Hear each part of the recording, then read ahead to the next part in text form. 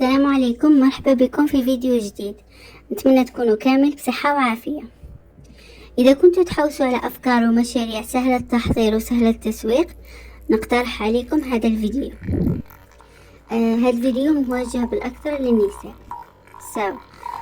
نقترح عليك تبدأي مع المقاهي ومن دارك برك، وثم راح تشوفي إذا مشالك المشروع راح تتعلمي كيف تتوسعي فيه درجة درجة.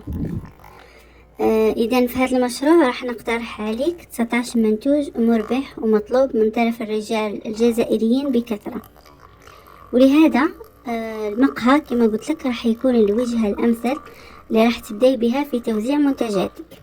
تبقي معي للأخير، وإذا عجبك الفيديو ما تنسيش تشتركي في القناة وتخلي لي تعليق برأيك أو بواش حابة يكون موضوع الفيديو القادم إن شاء الله. هذه المقترحات تقدري تديريهم غير من دارك وغير لولادك، وتنقصي حبات وتعرضيهم على المقاهي بدون تخصيص ميزانية محددة ليهم، وكي يعودوا يطلبوهم منك تقدري تخدميهم حسب الطلب وتخصصي لهم سلع ومقادير خاصة بهم فقط. أول اقتراح نبدأ به هو المادلين، أسهل وأبسط حلوى تقدري تعمليها وفي نفس الوقت حاجة همية وغير مكلفة. تزينيها بشوية سكر بني من الفوق أو حبيبات شوكولا، تقدري تحشيها بوش تحبي بالمربى بشوكولاتة ختيني أي حاجة تحبيها، وتقدري ما تحشيها بوالو. ما تتطلبش حاجة كبيرة باش تزينيها، شكلها فقط يعطي صورة بريزونتابل تحمر الوجه.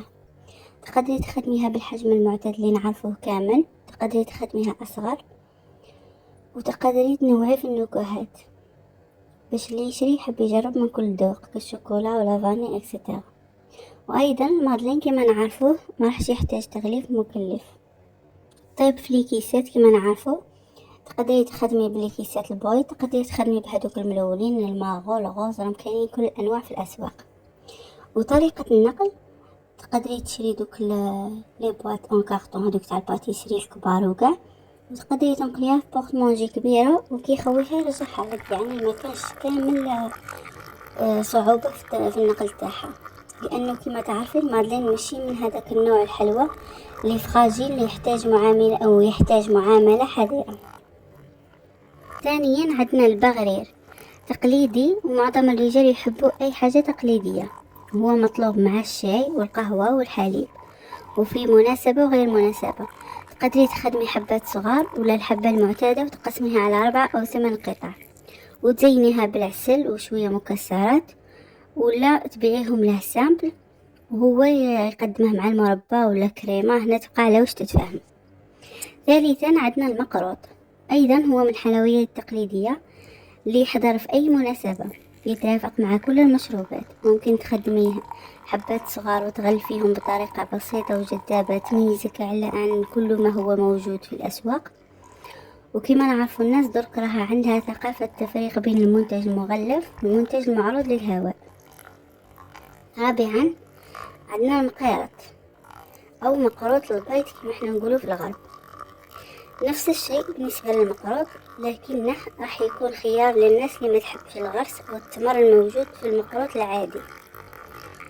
وأيضا المقيرط يجو حباته صغار بزاف سهلة الأكل، مما يخلي الزبون يأكل عدة حبات مرة واحدة لهذا لازم تلعبي على الحجم والذوق اللي يخلي المتذوق يطلب المزيد.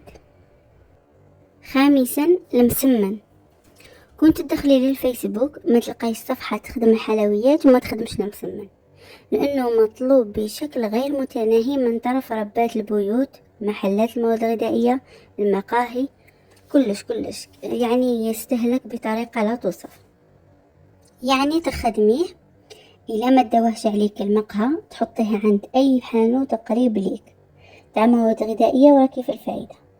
سادسا الكاب كيك، شكله برك يخليك تشريه، وخاصة إذا كان لون التزيين ملفت كالأخضر الأصفر الغوز اكسترا، راح يلفت النظر ويشهي في نفس الوقت، والقلة القليلة اللي يبيعوه.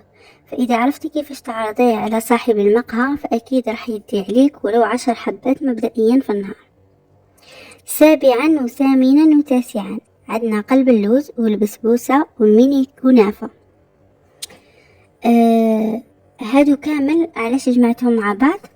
بخاص كيشابهوا في طريقة التقديم. قلب اللوز كنا نشوفوه غير في رمضان، مي درك راها مطلوبة على مدار السنة. تقدري تخدميها في علب صغيرة أو تقطعيها إلى قطع صغيرة ويكون مشرب مليح وطري، وتزينيه بشكل كلاسيكي جدا بالكاكاو أو أي نوع مكسرات.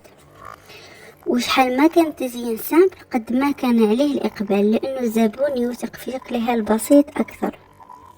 والبسبوسة خفيفة وما تكلفش بزاف وسهلة التحضير. تقدري توفريها بعدة نكهات كنكهة اللوز، جوز الهند، الشوكولا وغيرها. تقدري تقدميها بنفس الطريقة تاع قلب اللوز والكنافة أيضا. والاقتراح تاع الكنافة كما نعرفه هي حلويات غريبة تماما عن التقاليد الجزائرية، إلا أنها لاقت رواج واسع، وتقريبا كل المطاعم والكافيات والمناسبات دمجوها ضمن برنامجهم، يعني ولو يقدموها تقريبا بارتو. تجي مقرمشة بنكهات متعددة ومكسرات مختلفة، وتتقدم بشكل صغير تماما مع جميع أنواع المشروبات، تعطي شكل عصري وشعور راقي للزبون. المشروع رقم 10 و11 اللي هما البقلاوة والقريوش وكل الحلويات المعسلة. نعرفوا باللي مطلوبة بكثرة على مدار السنة ومن طرف الكبير والصغير. تقدري تخدمي حبات كعينة من كل حلوى وتعرضيهم على أي مقهى، راح يديهم عليك، خاصة إذا كان السعر والذوق لا يقاومان. المشروع 12 و13 اللي هما المبسس بأنواعه، المعسل والمقلي والبراج، من أفضل الحاجات اللي يحبوا يتقهووا بها، خاصة الرجل الجزائري. إضافة إلى أنهم من الحلويات البسيطة واللي ما تفسدش بسرعة. يقدروا يبيعوه وحده أو يرافقوه مع القهوة والشاي، خاصة في الصباح. في الفكرة رقم 14 و15 عندنا الكروكي وحلوة الطابع. تقدري تخدميهم بأحجام صغيرة وبشكل كلاسيكي جدا، إما تجمعي عدد معين في ساشي وتبيعيهم بهكا بشكل مجموعة، وإما تقدري تبيعيه بالحبة.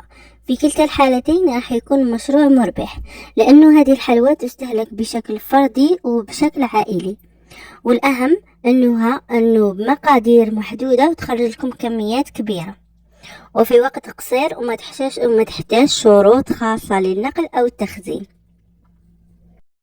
نجول الاقتراحين رقم 16 و 17. نقترح عليكم الصابري السامبل تاع زمان بالشكل والذوق نفسه، وكل الحلويات الجافة التقليدية كما الغريبية وغيرها. ما كانش اللي يقدر يقاومها لو كان يشري حبة برك يشرب بها كاس قهوة، خاصة الفئة العاملة اللي تبكر. تقدري تبيعي كل نوع وحده أو تخدمي دي بوكس مخلطين أو دي بوكس بنفس النوع، وتقدري تبيعي بالحبة أو البوكس. والمقهى اللي يبيعهم راح يكسب سمعة راقية غير مألوفة. يعني المقهى هذه كي دخلي الحلويات التقليدية في المقهى راح تقترحي عليه، خاصة إذا كان السعر مغري. دايما يحوسوا الناس تربح، يعني راح يرفدهم عليك. وهذه لفتة جاية شوية غريبة، باسكو نعرف المقاهي تاعنا يبغوا هكذا حاجة مبسس، حاجة سامبل يفوتوا بها وخلاص. واخيرا المشروعين 18 و 19 عندنا لي بابا ولي ترونج دو باتيسري. شوفوا لي بابا بالك حاجة جديدة دخلوها في المقهى ايتو. لي باتيسري كما نعرفوا كاينين بارتو، مي إلا لعبتي على الشكل والجودة وطريقة التقديم هكذا حيديو عليك، ما حيديو على الحوانيت، باسكو نعرفوا باللي الجودة تاع الحوانيت سيرتو اللي يليفريو للمقاهي بزاف طايحة. من مميزات هاد الحلوتين انهم يترافقوا مع كل المشروبات الباردة والساخنة. تقدري تنوعي في النكهات والأذواق، وهي أفضل خيار للناس اللي ما تحبش الحلويات التقليدية. مرة على مرة الناس تحب تبدل. فوالا وصلنا لنهاية الفيديو، إن شاء الله يعجبكم هذه الأفكار اللي اقترحتهم عليكم. الفيديو القادم إن شاء الله راح يكون على كيف تتواصلي مع صاحب المقهى وكيف تقنعيه بالتعامل معك لهذا ما تنسيش تفعلي الجرس باش هكذا يوصلك الاشعار كي نحطه، وخلي لي تعليق على واش تحبي تعرفي، واذا كاين نقطه حابه نركزوا عليها قوليها لي. وايضا ما تنسيليش لايك اذا عجبك الفيديو طبعا. الى الفيديو القادم وربي يوفقك ان شاء الله.